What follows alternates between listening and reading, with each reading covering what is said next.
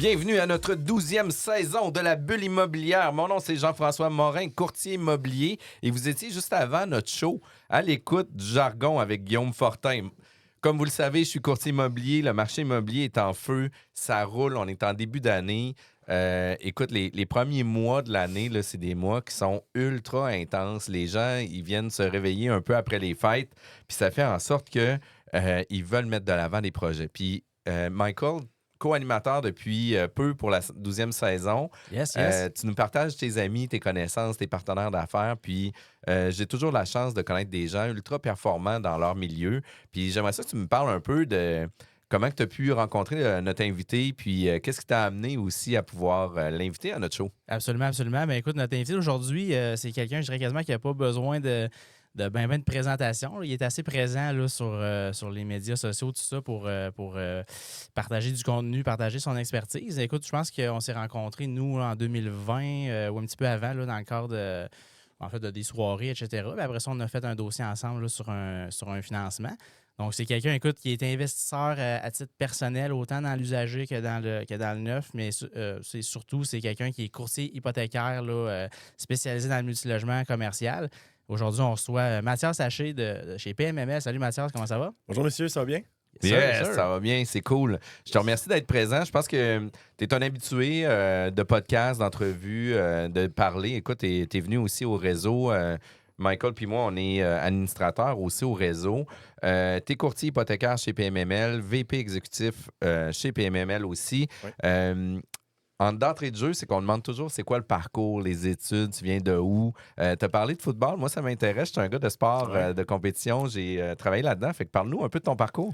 Ben en fait, pour faire du pouce sur le football, tout simplement, j'ai joué quand j'étais au secondaire. J'ai adoré ce sport-là. Ça a été vraiment un sport qui m'a permis de m'accomplir à plusieurs niveaux. Ma mère n'avait pas nécessairement les moyens dans le temps de nous payer le hockey. Donc, j'ai joué au football. C'était moins coûteux. Et dernièrement, j'ai fait l'acquisition d'une équipe de football en 2019-2020. Ça s'appelle le Bataillon de Québec. Bref, un petit projet qu'on est en train de revendre présentement, malheureusement, mais qu'on a pu aider au moins pendant 3 ans les jeunes à pouvoir jouer au foot hors études, donc hors cégep. Et bien sûr, bien évidemment, courtier hypothécaire. Mike, on s'est rencontrés dans des événements. Bien sûr, Mike, aussi, tu gères quelques-uns de mes immeubles, donc Absolument. de ce côté-là. Fait que, bref, de fil en aiguille, on essaie de se faire connaître dans le milieu. On essaie de développer un peu notre réseau de contacts pour bien évidemment faire des financements commerciaux. C'est ce qui m'a amené chez PMML. Donc, c'est bien ça. Fait que vraiment, financement commercial. Et bien évidemment, comme je vous disais aussi, c'est un peu l'entrée de jeu. J'étais courtier hypothécaire résidentiel avant. Donc, moi, je faisais des maisons, des condos. C'était moins mon créneau que je voulais vraiment faire. Donc, de fil en aiguille, j'ai été présenté à Patrice Ménard, qui est aussi très présent sur les médias sociaux. Et il y a eu une belle connexion entre moi et Patrice. Et ce qui a fait en sorte qu'aujourd'hui, je suis ici pour vous parler en tant que courtier hypothécaire spécialisé en multilogement. Yes, ça va être vraiment cool. Puis écoute, des questions dans le prêt multilogement résidentiel, là, il y en a une puis un autre. Puis dans le commercial aussi, c'est pas toujours des dossiers simples. Puis effectivement que la boutine résidentielle revenait redondante sûrement. Là, le même dossier, même traitement, même analyse, etc. Fait que tu sais, c'était quand même plus simple. Tandis que dans des projets multi-résidentiels, commerciaux, industriels, ben écoute, là, il y a place à l'imagination puis à pouvoir s'amuser avec ça aussi. Puis, qu'est-ce qui t'a amené vers le courtage hypothécaire? En fait, j'ai eu des business avant d'être dans le courtage. Donc, je savais vraiment que je voulais faire de l'entrepreneuriat. Si c'était pas mal là où je m'enlignais, je me cherchais un peu comme tous les jeunes de 19-20 ans. On se demande un peu qu'est-ce qu'on veut faire. On veut être entrepreneur. On essaie des choses. On se plante. Puis c'est correct. Si vous êtes jeune, vous êtes en train d'essayer d'apprendre à vous diriger vers quelque chose en entrepreneuriat. Faites-le. Si vous vous enfargez, c'est pas plus compliqué que ça. Relevez-vous. C'est comme ça qu'on vient qu'à apprendre où on veut aller. Et je suivais des formations ici et là pour l'immobilier. Ça m'intéressait beaucoup. Donc, de fil en aiguille, je suis tombé dans le courtage hypothécaire résidentiel. Je travaillais pour une bannière qui est Dominion. Et par la suite, j'ai été approché par PMML. Donc, j'ai travaillé à peu près 5 ans dans le résidentiel. J'ai commencé comme adjoint. Après ça, j'ai fait... même avant ça, je faisais du téléphone pour une firme. Après ça, j'ai tombé comme adjoint. Après ça, j'ai tombé comme courtier. Après ça, j'ai fait quelques années de courtage. Et là, j'ai rencontré Patrice et je suis tombé courtier hypothécaire commercial, spécialisé en commercial. C'est quand même intéressant. Tu dis que tu as travaillé comme dans un centre d'appel où ce que tu faisais un peu du cold call déjà? Ou, Exactement. fait que c'est une très belle formation, une très belle école pour commencer à se faire dire non puis à se confronter à des gens que... Bien, se faire dire non, c'est tellement important d'apprendre à se faire dire non puis d'apprendre à avoir des échecs, bien évidemment. Mais ça m'a fait me rendre compte que j'aimais beaucoup le people skills, l'humain, parler aux personnes, connecter avec les gens. C'est pas mal une de mes forces, je te dirais, dans le métier présentement. Puis, tu sais, de se faire dire non, c'est une chose, là, mais d'apprendre aussi à passer au prochain appel sans avoir à être impacté par rapport au non qu'on a reçu, la déception qu'on va vivre, etc. Puis, tu sais, bien qu'à un moment donné, on se forge un certain caractère, puis on vient trouver ça amusant aussi, là. Tu sais, c'est des challenges, puis, tu sais, les gens vont nous dire non, puis on va essayer, nous, de se challenger pour faire dévier la conversation, pour essayer de creuser et d'aller plus loin. En tout cas, moi, c'est mon défi personnel. Je viens toujours faire dévier les conversations pour amener ça à un autre niveau. Oui. Fait que je trouve ça vraiment intéressant. Puis, tu as commencé chez PMML. Quand on commence dans une nouvelle carrière, tu étais établi dans le résidentiel pendant 5 ans, mais quand on commence dans une nouvelle carrière, comme courtier hypothécaire, multilogement, commercial, etc., le défi est grand. Là. Ça n'a pas dû être évident quand même si l'agence est reconnue, même s'il y a du grand volume de financement qui se fait chez PMML, la game n'a pas dû être facile à tes débuts. Là. Comment ça s'est passé? Bien, c'est drôle que avant d'aller au réseau, justement, hier, j'avais la conférence qu'on donnait sur le financement de construction. J'avais un appel j'ai souvent des appels avec des jeunes. Hier, c'est un jeune de 17 ans qui m'appelait, qui s'en va dans le courtage. Puis il me demandait un peu la différence entre le commercial et le résidentiel. Et mon objectif, c'est de redonner le plus. Hein. Moi, j'ai eu la chance d'être accompagné par certaines personnes, dont Patrice, qui m'a aidé à croître dans mon mindset, dans ma croissance niveau business. Et avec la discussion que j'ai eue avec le jeune, ce que je lui ai dit, c'est que je lui ai dit, au résidentiel, les commissions vont rentrer assez rapidement. Dans le sens où tu vas te faire une clientèle assez rapidement. Tu sais, ça prend à peu près rondement 1 mois et demi, 2 mois. Tu es capable d'avoir un roulement déjà, de te faire connaître. Au commercial, c'est tellement plus exhaustif, plus compliqué. Je me rappelle dans mes débuts, quand j'ai commencé, mes amis me regardaient un petit peu en disant tu sais, ça allait bien, mes choses au résidentiel, là, ça allait super bien. Puis le monde ne comprenait pas trop pourquoi je faisais le saut, mais tu sais, je le faisais pour moi. Et Patrice m'avait dit, il dit, Matt, si tu fais le saut dans le commercial, il dit, burn the boat. Burn the boat, c'est quoi ça? C'est oublie ta clientèle résidentielle, que j'ai pris le temps de bâtir depuis plusieurs années. Tu mets ça de côté et tu fais du commercial jusqu'à ce que tu réussisses. Puis, je me trompe ou c'était même défendu pour vous de... C'était défendu. C'est ça. Fait que là, mettez-vous dans... Là, je vous mets dans la situation, OK? Je commence comme courtier hypothécaire. J'ai une base, parce que bien évidemment, je m'intéressais, je fais des formations et tout ça, mais j'ai jamais fait de courtage hypothécaire commercial. On recule il y a 5 ans. Et c'est tellement compliqué de trouver l'information. Tu apprends vraiment sur le tas avec ce métier-là. Puis en constante évolution, peut-être plus que dans le résidentiel, c'est fou comment dans le commercial multilogement, les règles du jeu peuvent changer vite. Ouais. Là. Et là, je me retrouve assis dans une chaise au Regis à Le Bourgneuf. Je m'en rappelle toute ma vie. Et là, je fais des appels. Je sollicite les gens. Puis j'essaie de développer ma clientèle. Puis je fais des heures pas possibles. Mais Jeff, je te dis, pas possible les heures que j'ai fait pour arriver à un stade où je suis constamment en train de pédaler dans le vide et que j'ai des retours, mais rien de concret. Puis oui, j'ai un dossier, calcule-moi-le, fais l'analyse, renvoie ça. Mais jamais rien de concret. Ça l'a pris 8 mois à avoir une scène. Ma première commission a été 8 mois plus tard. Je vous le dis, les gars, ça a été une des grosses épreuves. Puis là, on parle pas de perdre un proche. On n'est pas là. On parle vraiment businessment parlant. Là. Affaire. Ça a été une de mes grandes épreuves. Et j'ai appris énormément de ça. Et à certains niveaux, j'ai jamais vraiment voulu abandonner. Mais il y a des gens qui me disent, est-ce que tu leur ferais? Oui, aujourd'hui, je pourrais vous dire ça parce que je suis dans une belle posture, on a une belle équipe, j'ai une belle chimie. Mais ça a été c'est épouvantable. Mais écoute, Mathias, ça me parle beaucoup. Qu'est-ce que tu dis? Parce que je sais pas si tu es d'accord avec moi, mais ce 8 mois-là, tu dois t'en rappeler aujourd'hui, maintenant que ça va bien tes affaires, tu dois te remémorer ce 8 mois-là puis te dire c'est pour ça que je continue parce que je veux être sûr de ne pas retourner là. Exact. Ouais. Mais tu sais, à un certain niveau, ce qui est le fun du commercial, la différence avec le résidentiel, c'est qu'on a beaucoup de repeat business, donc des gens qui reviennent nous voir pour des dossiers. Donc souvent, des investisseurs ne vont pas acheter juste un immeuble. Donc ça, c'est super. Donc quand tu fais ta notoriété, ben, au début, moi, c'était pas nécessairement les connaissances parce que c'était ma première année, mais c'était l'assiduité et mes retours d'appel rapides et le fait d'accompagner mes clients de A à Z, peu importe ce qui va se passer dans la transaction. Et c'est ce que je fais encore aujourd'hui et c'est ce que tous les courtiers devraient faire. C'est juste que là, présentement, pas que mes preuves sont faites, mais mes preuves sont faites avec une partie de ma clientèle, puis ils savent que je suis là pour eux. Donc, c'est là que ça revient. Mais je vous le dis, là, le 8 mois, là, à faire du cold call, à essayer de se faire connaître, à essayer d'être présent partout, puis très difficile, très, très difficile. Fait que c'est ce que j'ai dit au garçon qui m'a appelé, le jeune de 17 ans, d'ailleurs, hier. J'ai dit, écoute, prends beaucoup de patience avec toi si tu décides d'aller dans cette voie-là, parce que tu vas en avoir besoin. Mais si tu lâches pas, c'est un des plus beaux métiers que tu peux pas faire. Puis, tu sais, de pouvoir partager, c'est tellement gratifiant aussi. Tu sais, ce jeune-là, tu lui as donné des conseils où ce que lui, ça va maturer certaines réflexions. Puis, tu sais, ça se peut que ça devienne un entrepreneur émérite, ne serait-ce que pour avoir eu quelques discussions. Puis, tu sais, d'en avoir bavé, ça fait partie aussi du parcours entrepreneurial. Il n'y a jamais rien qui arrive facilement. Puis que. Sais-tu ce que je trouve plat, Jeff? C'est qu'avec les médias sociaux, là, souvent, ce qu'on voit, c'est que ça a l'air facile.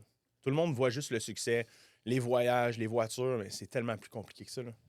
C'est tellement plus compliqué que ça. Les nombres d'heures de soir que j'avais des téléphones pour régler des dossiers avec des clients à 8 h, 9 h le soir, là, pendant que ma blonde est couchée en haut, puis tu sais, je passe pas du temps de qualité avec elle parce qu'il faut que je règle des soucis. Puis là, t'embarques dans ton lit, puis là, tu continues à penser constamment à tous les problèmes que ton client a puis que là, pas que ça t'enfonce, mais moi, ça m'empêchait de dormir. Il fallait que je sois là pour mon client, puis je m'en mettais énormément sur mes épaules. Et je m'en mets encore énormément sur mes épaules.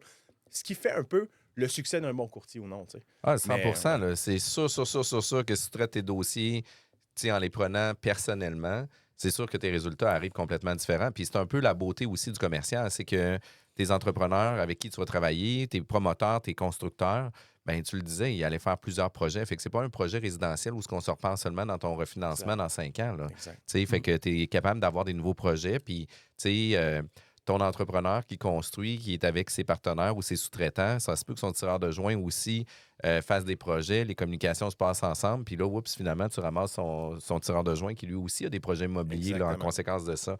Fait que la clientèle est vraiment, vraiment intéressante, puis définitivement, tu sais, les débuts dans une carrière, c'est pas facile. On le vit dans le courtage immobilier. Moi, je travaille avec beaucoup de jeunes courtiers immobiliers. Ils pensent toujours que ça va être facile. Puis moi, au début, je disais que ça prenait 6 mois faire un premier tour de roue. Puis tu vois, mon langage a évolué l'année passée. Puis je suis rendu à 9 mois pour faire un premier tour de roue. Puis tu sais, autant qu'il y a des courtiers qui vont se lancer puis qui vont progresser très rapidement, qu'il y en a d'autres qui vont être des low starters, puis ça va prendre un petit peu plus de temps, qui vont devenir des bons courtiers quand même. Fait que, tu sais, moi, je leur mets en tête, c'est 9 mois pour faire un premier tour de roue. Fait que, tu sais, avant de prendre une décision ou quoi que ce soit, attends-toi que ça prenne 9 mois pour rouler. Fait que, tu sais, c'est quand même le fun d'avoir ce discours-là aussi que, tu sais, on réussit, on a des beaux succès, mais la réalité, c'est qu'on parlait hors d'onde sur la croissance. Bien, la croissance nous amène ces défis-là aussi. Parce qu'après ça, on dit, bon, ben écoute, maintenant, on veut passer à l'autre niveau. Fait que, tu sais, on a besoin d'engager des gens, etc. Fait que, tu sais, on avait notre ligne de croissance. Puis là, ben, vient qu'à un moment donné, on vient jouer dans notre cash flow. On vient engager des gens. Fait que là, oups, on recule ou on ralentit quelque peu pour reprévoir la croissance. Fait que cette partie-là est tough. Là. Tu le dis, Jeff, les ressources humaines, hein, c'est quand même... c'est quelque chose qu'on n'est pas préparé nécessairement en tant qu'entrepreneur, surtout quand tu te lances dans le domaine du courtage. Tu te dis, ah oui, tu sais, peut-être un adjoint. Là, moi, je suis rendu avec 4 personnes dans mon équipe. Donc, ces 4 personnes, ces 4 personnes, tu sais, bien évidemment, il y a des va-et-vient, mais au final, on a un noyau qui est très fort de notre côté. Puis, peut-être que c'est un défaut, mais je m'attache tellement aux gens. Je suis un gars de people skills, comme je vous disais. Puis, je m'attache tellement aux gens que, comme mon adjointe dernièrement m'a annoncé qu'elle partait pour. Parce qu'elle était enceinte, elle va accoucher. Puis, ça m'a fait quelque chose. Je me suis attaché, tu sais, ça fait 1 an qu'on travaille ensemble. Elle est sharp, elle est incroyable. Puis là, elle m'annonce ça, je suis content pour elle. Mais Ah ça, ouais, ça a été un défi. Tu sais. Puis, tu sais, dans nos plans de croissance, ça, c'est pas dans notre plan. Là. Puis, tu sais, moi, j'ai une employée qui m'a annoncé ça récemment aussi. Puis, tu sais, nous, on avait mis un plan de développement de carrière super intéressant. Puis, on était comme en ligne pour que ça marche. Puis, elle me l'avait dit, là. Écoute, on a un projet de bébé, on a un projet de bébé 2. Puis là, j'étais comme, mais oui, mais tu sais, ça arrivera pas. Là. Tu sais, moi, dans ma tête, c'est comme si ça se peut pas que ça arrive. Puis, tu sais, on continue quand même à progresser. Puis, en janvier, elle a dit, ça y est, c'est fait, ça s'en vient. En juillet, on quitte. Fait que là, tu sais, mon plan de match qui était établi pour 2025, ben là, il va être réajusté en juillet 2024. Fait que, tu sais, c'est quand même très drôle. Puis, tu sais, tu parles de ton équipe, justement. Là, j'aimerais ça que tu nous parles un peu du fonctionnement. Tu sais, chaque bureau, chaque agence hypothécaire, etc., ils ont leur méthode de travail à l'interne. Ouais. J'aimerais ça que tu me parles un peu du fonctionnement, la chimie, comment que vous procédez tout le monde ensemble. Ben, tu sais, je pense que ce qui m'a donné le courage de sauter à pieds joints dans le courtage hypothécaire commercial, bien évidemment, c'était le fait que, bon, je voulais faire ça, mais il y a aussi le fait, la discussion que j'ai eue avec Patrice et Sana au Starbucks il y a 5 ans, sur le boulevard Laurier, ça m'a... Quand ils sont rentrés, tout de suite, je me suis senti en confiance, je me suis senti à bonne place, puis je les connaissais pas. Je les connaissais de vidéo, tout simplement. Puis 5 ans plus tard, sont restés les mêmes personnes à qui j'ai rencontré cette journée-là. J'ai connecté énormément émotionnellement avec eux durant mon café avec eux. Et de la manière que ça fonctionne, c'est simple. C'est que chez PMML, il y a des courtiers seniors, donc courtiers qui ont leur équipe à eux. Donc, moi, j'ai une équipe de mon côté. J'ai 3 courtiers associés et j'ai Vincent qui est mon partner bras droit depuis le début. On est ensemble since day one. Donc, ça, c'est mon équipe de courtiers. Et j'ai aussi un staff administratif pour venir soutenir mes courtiers, pour venir soutenir mon équipe à être le plus efficace possible. Et ce que j'adore, c'est que le moment où vous pouvez savoir que vous êtes à la bonne place, c'est quand le lundi matin, vous avez hâte d'aller au bureau. Si le lundi matin, vous êtes content de vous lever et d'aller au bureau, c'est que vous êtes sur la bonne voie. Et moi, c'est ça. C'est une chimie d'équipe. Je peux même pas te décrire c'est quoi exactement, mais c'est plus que des collègues, c'est des amis, puis des très bons amis. J'ai jamais eu une dispute ou une chicane avec mon partenaire Vincent depuis le début. Ça aussi, ça en dit long parce qu'il y a des dossiers stressants, on en a en tabarouette. Des situations à régler, on en a aussi beaucoup. Vincent et moi, on fait des projets de construction aussi, donc des immeubles locatifs. Donc, ça en dit long. En 5 ans, si tu t'es pas chicané avec une personne, là, c'est que je pense que soulmate, là, le terme. Donc, je suis vraiment content de ce côté-là. Une chimie d'équipe incroyable. J'ai du fun avec eux autres. J'ai du fun à faire ce que je fais. J'aime ma vie. Présentement, toutes les sphères sont bonnes pour moi parce que tout va bien de ce côté-là. Fait que c'est comme ça que ça fonctionne. Puis je suis vraiment... Il n'y a pas une journée que je me dis pas que je suis chanceux de faire ça. Puis, tu parles de ton associé Vincent, je me trompe-tu, ou vous êtes vraiment comme assez différents comme personne, fait que vous vous complétez. Exact. Là, ouais. Vince est beaucoup plus analytique. Moi, je suis très fonceur. Je suis très... Et Vince aussi, mais j'ai mon côté analytique aussi, mais c'est juste que Vince, c'est un autre niveau, puis moi, de mon côté, c'est un autre niveau. Fait qu'on se complète vraiment bien de ce côté-là. Fait que c'est ça. Puis ça prend ça. Je pense que de la complémentarité dans peu importe le domaine que vous faites, si vous avez un partner, puis les deux, vous êtes pareils, je pense, puis il y a sûrement des exceptions, mais je pense que ça peut fonctionner peut-être un peu moins bien. Là. Exact, mais tu sais, le concept d'une équipe, c'est d'aller chercher des gens qui ont des compétences complètement différentes de nous. Tu sais, si on fait juste faire toujours la même affaire avec les mêmes personnes, on va avoir les mêmes résultats, c'est sûr et certain. Là. Le premier segment est toujours présenté par Plan de match Réno, qui est mon ami Kevin Filion. Si vous voulez avoir des informations sur la planification, l'exécution, la reconfiguration de vos aménagements, ou peut-être même établir vos valeurs actuelles puis vos valeurs projetées pour vos financements pour vous donner un plan de match, ben, contactez Plan de match Réno, c'est facile. Vous pouvez trouver la page sur Facebook. On revient tout de suite après la pause. De retour à la bulle immobilière avec Michael Faleschini de Gestion Faleschini Mercier. Avoue que je suis rendu criffement bon. Là. Ah, écoute, t'es numéro 1 pour dire mon nom. Écoute, je pourrais quasiment faire partie de la famille. Là. Tu sais, là, je suis comme... C'est Jeff Faleschini. Tu sais, c'est comme... Je pourrais faire partie de la famille. On va t'appeler comme ça va être bon, ça. Michael, tu es gestionnaire immobilier, tu es investisseur aussi.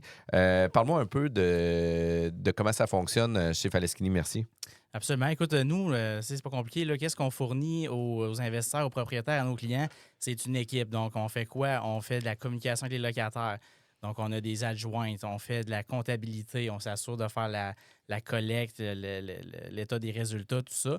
On fait la location. Donc, on a une équipe de gestionnaires, d'agents de location. On a une équipe de maintenance. Fait qu'on a vraiment le portfolio complet de ressources humaines pour venir en aide aux propriétaires qui n'ont pas le temps de gérer leurs immeubles ou qui veulent simplement se concentrer là, à faire croître leur empire immobilier ou simplement leur petit parc modeste, peu importe le cas. Donc, c'est vraiment à ce niveau-là là, qu'on est capable de les accompagner. Quand même très cool. Fait que si on veut avoir des informations, Faleschini Mercier, on fait ça de quelle façon? Site web www.groupemercini.com directement ou sur Facebook, LinkedIn, vous pouvez m'écrire là, de toutes les façons, on est assez présent. Là. On est quand même intense sur l'autopromotion cette saison-ci, mais écoute, ça fait partie de la game un peu aussi. Michael puis moi, on est aussi administrateurs au réseau immobilier. Il y a des 5 à 7, il y a des déjeuners conférences, il y a le colloque avec Luc Poirier. Tournoi de golf aussi, qu'on peut Tournoi de maintenant golf, commencer à parler. Ouais, ça va être vraiment cool. Fait que vous voulez des informations, puis parler de l'immobilier, puis réseauter, allez sur réseauimmobilier.org. C'est ultra intéressant. Puis aujourd'hui, on était avec Mathias Haché, courtier hypothécaire chez PMML, VP exécutif. Puis, écoute, Mathias, d'entrée de jeu, l'année 2023 a été une année remplie de défis. Là. La hausse des taux, l'inflation, le programme APH Select où ce que les délais finissaient plus. C'est comme ça a été vraiment plus compliqué dans l'année 2023. Ça a été un enjeu majeur, moi, je pense, selon moi. Puis j'aimerais ça que tu me fasses ton topo à toi de l'année 2023 puis un peu tes perspectives 2024. Oui. 2022-2023, je vous dirais le même, j'irais en 2022, là, a été une année assez intense. Et c'est pas nécessairement la hauteur où les taux sont allés, c'est la vitesse à laquelle les taux ont monté. Donc, ça fait en sorte que ça fait des clients qui nous envoyaient des dossiers au bureau. Nous, on fait majeure partie du temps du multilocatif, de la construction de multilocatif. Donc, imaginez-vous quand on crunch un dossier de 24 logements ou 32 logements, 40 logements, on met un taux de qualification, bien évidemment, pour calculer un peu nos montants de financement avec la valeur économique, puis on arrive à un certain stade où le client nous rappelle 2 mois après, il dit « Bon, les boys, je suis prêt. » Et là, on recalcule tout ça. Là, c'est 500 000 de plus en mise de fonds en 2 mois. Mettez-vous dans la peau de ces gens-là là, qui disent ça au quotidien. Et là, ça, c'est ceux qui n'ont pas parti leur projet. Parce qu'il y en a qui l'ont parti, leur projet. Ils ont vu que les taux... Ah, là, on a de l'air à trouver que ça s'en va pour stagner. Parfait, on se lance. Ils se lancent. Et là, plus on avance dans le processus, commence la construction, oh là, le financement, il change. Imaginez-vous là, comment c'est dealé avec des émotions. Moi, là, 2022-2023, j'ai dealé avec des émotions. C'est ce que j'ai fait. Normalement, on deal avec des chiffres, on fait des calculs, on présente un peu les formules, on fait un tableau en disant voici le pire scénario, voici le meilleur scénario, voici où on se situe à peu près. Es-tu à l'aise avec ça? Puis là, même dans nos pires scénarios, il y a un certain moment donné, les taux ont tellement monté rapidement qu'il a fallu réajuster, puis réajuster, puis réajuster avec certains clients. C'est là que c'est devenu problématique. On a sauvé la mise avec certaines façons, comme venir fixer des taux 12, 18 mois d'avance. Donc, pendant que les taux étaient à 4,8, on déboursait encore des taux à 3,2, 3,3 parce qu'on venait venu les sécuriser pour certains clients. Mais il y en a on n'était pas en communication avec eux, qui nous envoyaient des dossiers pour faire ces calculs-là. Et c'était des émotions. On dealait avec des émotions. Puis ça, c'est pas toujours évident parce que, tu sais, le promoteur, l'entrepreneur, là, quand tu dis, écoute, on est rendu à 500 000 de plus de mise de fonds, là, bien, écoute, il savait sûrement leverager genre à son maximum déjà. Là, fait que le 500 000, il fait comme crime, on le prend où finalement? Là? Puis après ça, tu sais, nécessairement, c'est que les revenus, tu sais, puis tu me corrigeras si je me trompe, mais si la banque demande justement d'avoir un petit peu plus de mise de fonds, c'est justement pour pallier à l'augmentation des paiements mensuels qui va se faire aussi. Fait que ton résiduel net, même si tu mets plus de cash, n'arrive pas non plus là, sur ton mensuel. Là. Ta rentabilité de projet change. Plus tu mets de mise de fonds dans un projet, moins ta rentabilité est intéressante. Donc, c'est un peu tout ça qui venait faire en sorte que les clients, les investisseurs étaient un peu plus frileux. Il y a des projets qui se faisaient encore bien. Des projets les coûts se contrôlent bien. Bien évidemment, il est arrivé plusieurs situations où on était capable de faire quelque chose. Mais surtout, je parle pour des projets d'envergure, béton, des tours, des choses comme ça. Ça a été tout mis sur pause là, pendant un certain temps. Donc effectivement, l'année 2023 a été quand même rocambolesque. Là, on commence à voir les nuages se tasser, malgré que l'inflation est repartie un petit peu à la hausse. Chose qui ne m'inquiète pas vraiment. Je pense que le marché a anticipé peut-être une baisse trop grande Actuellement, là, bon, c'est intemporel. Là, on est en mi-janvier au moment où on se parle. Euh, les taux ont déjà pricé, les obligations. Nous, on travaille sur les CMB là, au niveau du commercial. Les obligations ont déjà descendu d'à peu près un 90 points de base, ont remonté dernièrement. Donc, je pense que le marché avait pricé quelque chose de vraiment grand. Et là, on se rend compte que ça va peut-être couper moins qu'on pensait au niveau du taux directeur. Donc, les obligations ont remonté un petit peu. Je pense que c'est transitoire. J'ai hâte de voir la suite des choses. À mon avis, on va avoir des coupes cette année, en 2024, au niveau du taux directeur.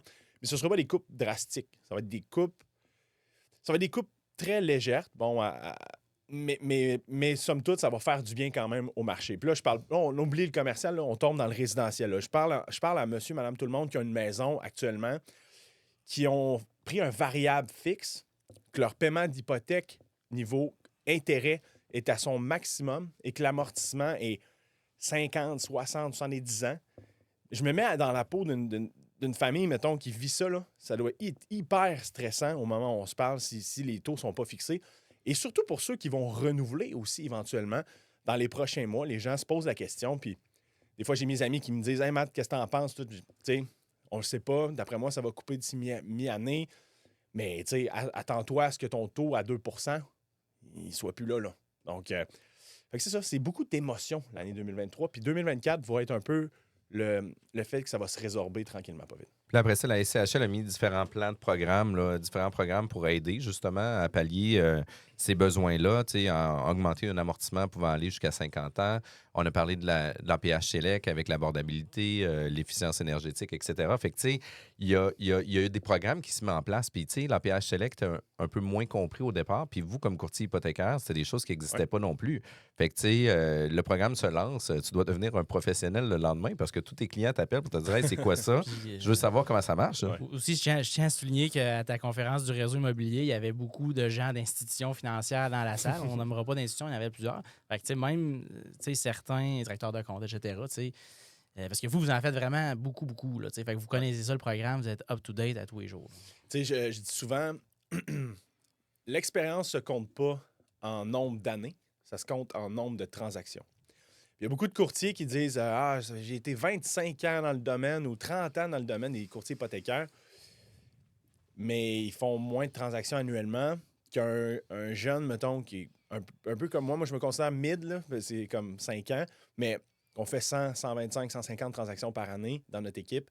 On en voit tous les couleurs. Là. On a tout vu. C'est pas compliqué, puis on en apprend encore. Puis chez PML, ce qui est intéressant, c'est qu'on est un bassin de courtiers hypothécaires. On est une quarantaine. Et à chaque mardi, on se rencontre pour voir un peu le pouls du marché. Qu'est-ce qui s'est passé? Qu'est-ce qu'il y a eu de différent cette fois-ci dans ton dossier? Y a-t-il des choses qu'on doit savoir? Et le cerveau collectif est tellement puissant là, dans ce domaine-là. Donc, ça, c'est primordial, effectivement. Puis quand tu parlais des courtiers avec les années d'expérience puis le nombre de transactions, là, je dis la même chose. Tu sais, moi, j'ai un courtier qui fait 60, 80 transactions par année. La moyenne des courtiers vont faire ça à peu près un 6 à 8 ou peut-être même 10 transactions par année. Fait que moi, mes courtiers dans mon équipe vont prendre de 3, 4, 5, des fois 8 ans d'expérience par année.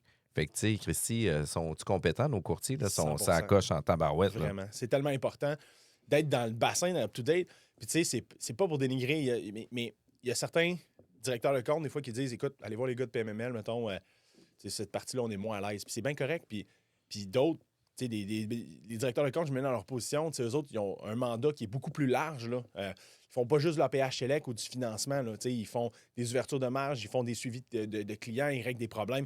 Ils ont d'autres chats aussi à fouetter. Bien évidemment, il y en a qui en font beaucoup, puis il y en a des très bons.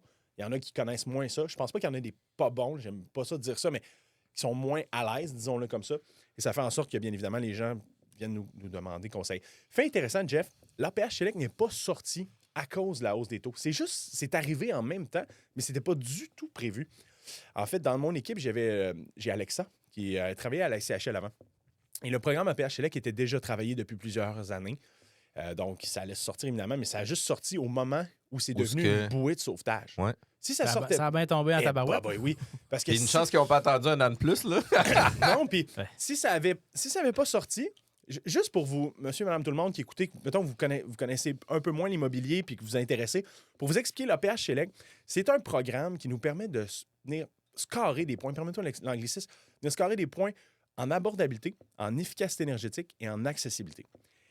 Et si on vient qu'à scorer des points, on a un assouplissement pour notre financement. Donc, on peut aller financer jusqu'à 95 %. On peut amortir jusqu'à 50 ans. Et on a, là, je vais peut-être en perdre un peu, mais on a un ratio de couverture de dette à 1,1 au lieu de 1,3 ou 1,2, dépendamment le type d'immeuble que vous achetez. Et ça fait en sorte que vous êtes capable d'obtenir plus de financement.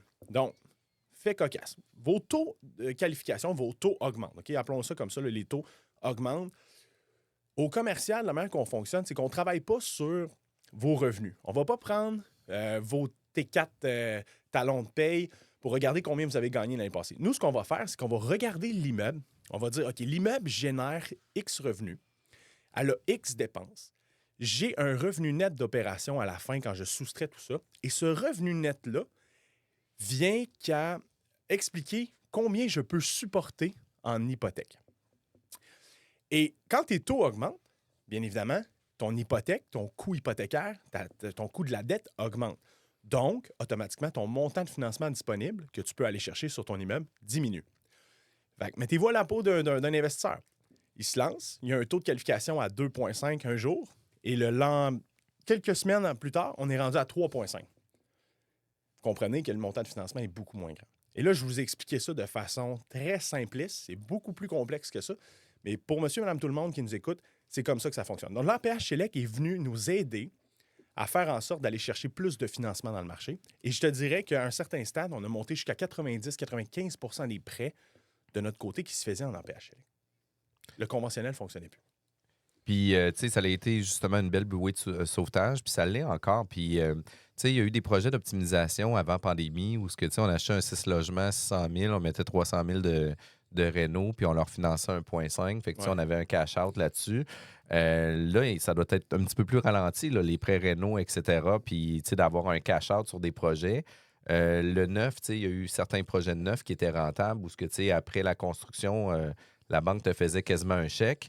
Ça doit être pas mal plus difficile à recevoir ces dossiers-là actuellement ou d'arriver à faire ça, là. Les dossiers les plus optimistes qu'on voit présentement en construction, c'est beaucoup le fait de récupérer à peu près 100 % de ces billes qu'on a injectées. Parce que le programme APH permet de faire au take-out. Donc, au refinancement APH, là, à la fin, on peut aller récupérer 100 % de nos billes injectées. Par contre, tu l'as bien dit, l'immobilier, là, il y a une couple d'années, là, n'importe qui pouvait acheter un immeuble à des taux super bas, puis réussir à faire de quoi? Aujourd'hui, c'est plus complexe. C'est plus complexe parce que tu dois connaître la mécanique, la mathématique derrière ton immeuble. Tu dois être respectueux envers tes locataires parce que de plus en plus, on a vu des histoires d'horreur avec des optimisateurs. Tu dois faire les travaux ou faire l'optimisation, comme je vous disais, tout en respectant ton locataire. Il y a beaucoup de choses qui viennent faire en sorte que c'est beaucoup plus difficile. On commence à en parler beaucoup. Versus avant, où tu achetais un immeuble et il prenait tellement de valeur rapidement, les taux descendaient, c'était facile. Tu pouvais, avec ton taux qui descend, tu peux refinancer plus. Donc, tu pouvais vraiment récupérer ton argent rapidement. Donc, c'est plus n'importe qui peut acheter puis le faire facilement. Donc, ça prend un minimum de connaissances pour pouvoir se lancer. Et chose qui est normale, en fait. Là, je compare ça à la bourse. L'immobilier, c'est quelque chose que tu peux contrôler. OK? Tu achètes un immeuble, tu peux contrôler ton rendement que tu décides de faire. À la bourse, tu le places avec ton planif, ou peu importe, si toi-même, tu ne contrôles pas nécessairement. Tu peux regarder les états financiers des entreprises, tu peux estimer que ça va bien aller pour eux, mais tu ne peux pas contrôler. Mais l'immobilier, tu peux contrôler à 100 % ce que tu fais. Les métriques que tu ne contrôles pas, bien évidemment, c'est le taux d'intérêt.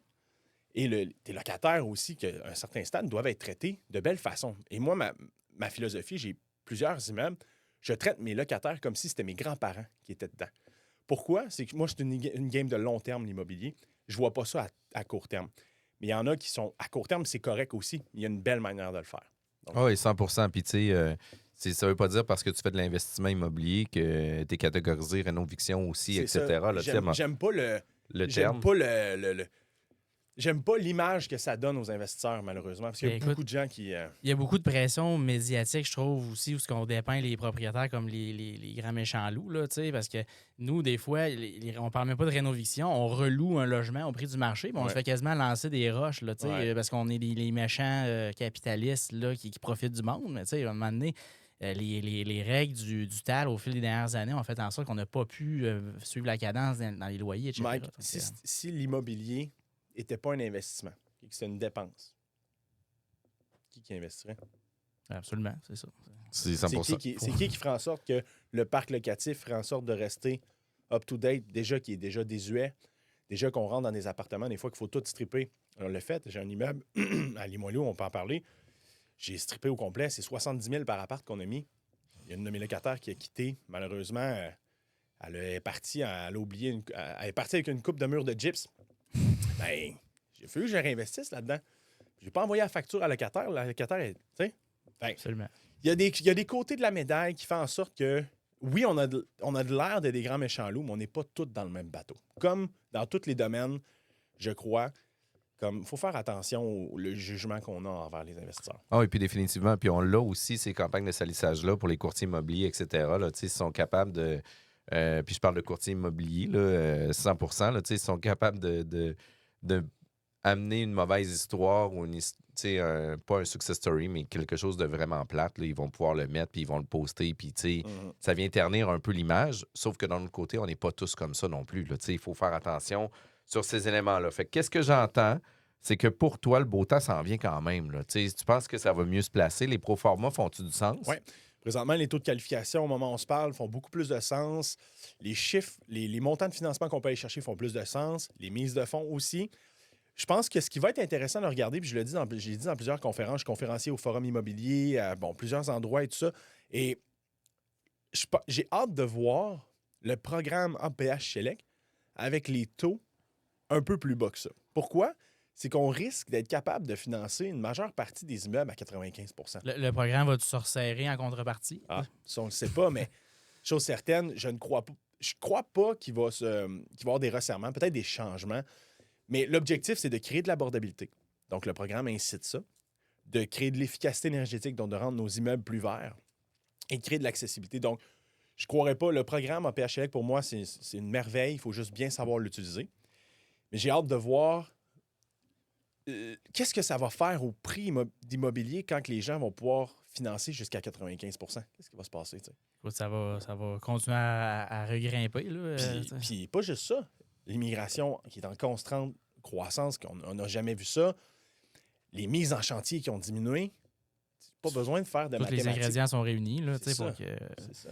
Puis, tu sais, tu nous as fait une analyse pour notre construction du 12 logements qui était très, très sharp d'ailleurs, je tenais à le dire. Mais écoute, je regarde ça, puis avec les conditions de financement en général dans l'usager versus le neuf, là, ça nous, mettons 400 quelques mille de mise de fonds pour construire un 12. Bien, c'est à peu près ça que ça va coûter acheter un 12 de construction en 1970 là, en termes d'apport financier. Là, il y a des barrières un peu plus importantes. Dans la construction, il y a beaucoup de choses qui peuvent bloquer, mais tu as raison.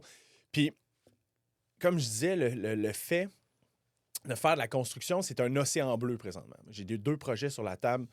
Je dirais pas d'envergure, parce qu'il y a toujours quelqu'un qui a des plus gros projets, mais pour un gars de mon âge, je pense que c'est des bons projets.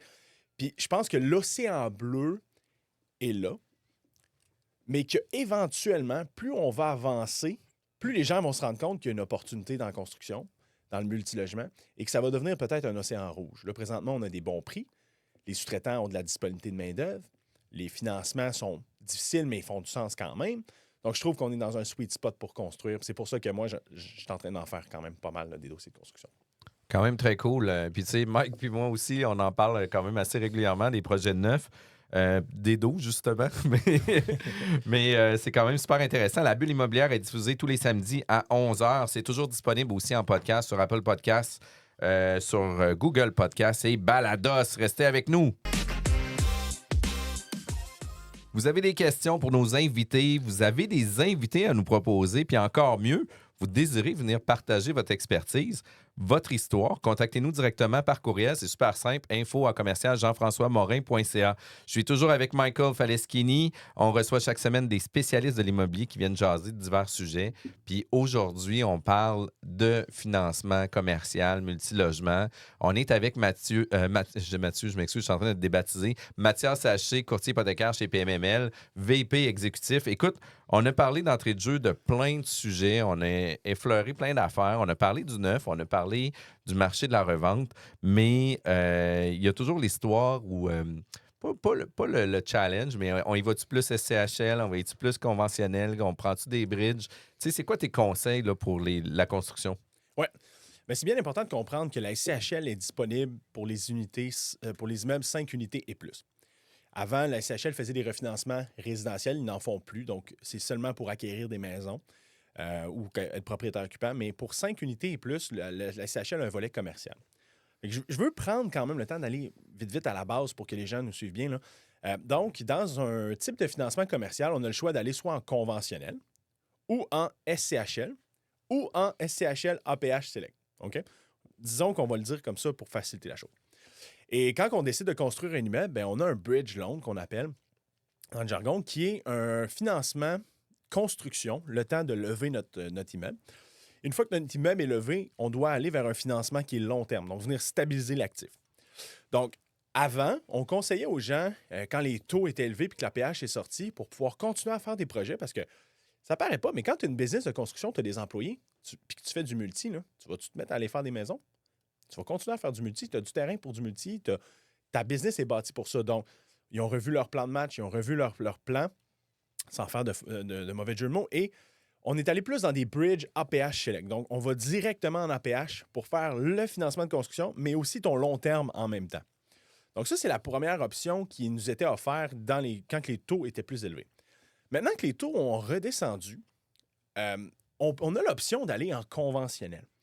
Et le conventionnel, c'est intéressant parce que ça amène une vélocité plus rapide au niveau des déboursés, un peu moins de coûts aussi au niveau des professionnels avec qui on doit embaucher. Et il y a certains prêteurs qui ont des qualifications beaucoup plus intéressantes. Donc, tu as un prêteur qui peut te prêter, disons, n'importe quoi, 3 millions, puis un autre peut te prêter 3,5, puis l'autre peut te prêter 3,8. Donc, c'est important de savoir un peu qui qualifie le plus agressif, qui est le meilleur dans le domaine présentement.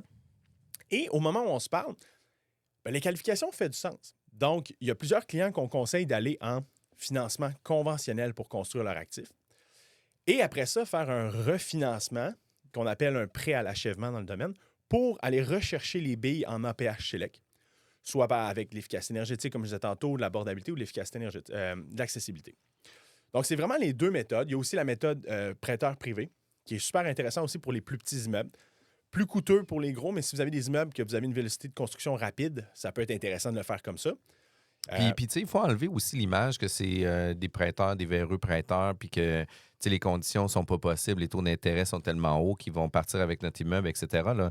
Tu sais, on travaille avec plusieurs prêteurs privés, puis tu sais, oui, il y en a qui sont plus agressifs que d'autres, mais oui, il y en a qui sont là pour vous aider aussi. Jeff, tu lèves un très bon point. C'est parce qu'il y a un peu mal vu quand on dit prêteur privé, là, les gens, oh, ben, il y en a qui sont très bons, il y en a qui sont corrects. Il faut juste connaître ceux qui sont très bons et travailler avec eux. Et c'est ça. Fait que c'est plusieurs options qui s'offrent à nous. Donc, présentement, ce qui est intéressant, ce que je conseille aux gens, c'est de faire, si les liquidités sont disponibles, parce qu'en conventionnel, ça prend plus de liquidités, de faire un financement conventionnel et de faire un prêt à l'achèvement en APH Select parce qu'on va chercher 100 des coûts de construction et non pas 95 si on faisait un bridge directement avec l'APH. Ça, c'est une belle stratégie pour aller récupérer nos billes le plus possible. C'est un point que je ne savais pas. En faisant ton prêt à l'achèvement ou ton take-out, tu peux refinancer jusqu'à 100 des coûts là, si tu rentres dans le ratio, mettons, versus la dette, etc. Okay. Exactement. Fait que ça fait en sorte que si tu as bien manœuvré dans ton dossier, que tu as géré tes coûts de construction comme il faut, que tu as optimisé ton financement puis toutes les métriques de ton financement, tu peux aller chercher jusqu'à 100 de tes coûts de construction. Et ça inclut le profit, gestion, etc. etc. Ouais. Donc, c'est super intéressant de ce côté-là. Bien évidemment, il y a eu l'avis 248 qui est sorti. Hein, on voulait en glisser un mot quand même. Pour les immeubles existants, ça a causé des maux de tête à ceux qui étaient déjà dans des processus d'optimisation. Hein. Grosso modo, ce que la SCHL est venue dire, ceux qui travaillent avec des prêteurs privés, pour faire des travaux antérieurs, on ne les rembourse plus. Donc, mettons que vous avez un immeuble que vous achetez jour 1, vous payez 500 000, vous mettez 300 000 en deuxième rang pour un prêteur privé pour optimiser l'immeuble, vous faites des travaux, vous refinancez en conventionnel et vous retournez à SCHL, vous devez attendre 2 ans avant de présenter votre dossier. Donc, ça change un modèle d'affaires pour certains. Là. Oui. Il y avait des gens qui avaient des prêts privés de 5, 6. J'ai vu des prêts privés. Dans les plus grosses transactions, j'ai vu des prêts privés de 10, 12, 15 millions. Je ne sais pas si vous savez, là, mais si tu te couches le soir et que tu as 50 000 d'intérêt par mois, puis que là, tu n'as pas de solution de porte de sortie, là, C'est comme... Ça pèse, là. Ça pèse, là. Heureusement, pour répondre à ta question, non, je le sais pas, mais ça doit... Bonne réponse, Ouais, Michael. bonne réponse. Puis, tu sais, là, t'essaies d'aider ces gens-là, mais là, c'est comme la règle... C'est pas une règle qui était... C'était une ligne dure qui avait jamais été appliquée. Donc, la règle était toujours là, c'est juste qu'on avait des passe-droits. Maintenant, SHL a dit, hey, écoute, cette partie-là, on est moins à l'aise avec ça, puis on applique le règlement qu'on avait déjà mis en place de toute façon. Parce qu'on pensait que c'était un nouveau règlement, mais dans Pas le du fond, tout. c'est juste qu'ils l'ont mis en application. Exact. Déjà. Exact. Les souscripteurs sont pas. L'objectif, c'est d'aider les gens, puis de financer, puis de créer du logement, mais il y a des règles qui étaient en place qui étaient plus ou moins respectées. C'est juste qu'ils ont décidé de mettre en place cette règle-là plus dure. Donc, de fil en aiguille, où ça m'amène, c'est que quand on veut travailler avec un prêteur privé, avec un immeuble en optimisation, il y a des techniques pour le faire, puis il faut le faire correctement pour qu'on puisse pouvoir faire notre long terme.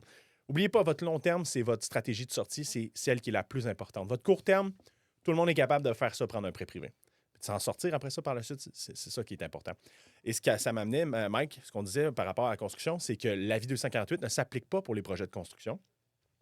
Donc, si vous travaillez avec un prêteur privé, vous pouvez le sortir sans problème avec la SCHL. Ils n'ont pas de restriction de retrait d'équité. Et parallèlement à ça, là, je ne veux pas m'enfarger les fleurs du tapis, mais je veux donner le plus d'infos possible. La SCHL ont appliqué ça durant la COVID. Pourquoi ils ont appliqué ça, la restriction de retrait d'équité? C'est simple, c'est que les gens, quand ça s'est mis à fermer, là, les restaurants, les salons d'esthétique, tu sais, que tu avais plein de business qui fermaient, qui n'avaient plus le droit de recevoir des clients, bien, c'était des gens d'affaires qui avaient des fois des immeubles, qui décidaient de refinancer leur immeuble et de réinvestir la liquidité de leur refinancement dans leur business opérant. Et ça, ce que ça faisait, c'est que ça faisait fuiter beaucoup de capitaux du marché immobilier. La SCHL est venue dire non, vos retraits d'équité maintenant doivent retourner pour acheter du 2 logements et plus, faire de la construction ou faire de l'amélioration locative sur votre parc existant ou futur. C'est ce qui est venu mettre en place cette règle-là.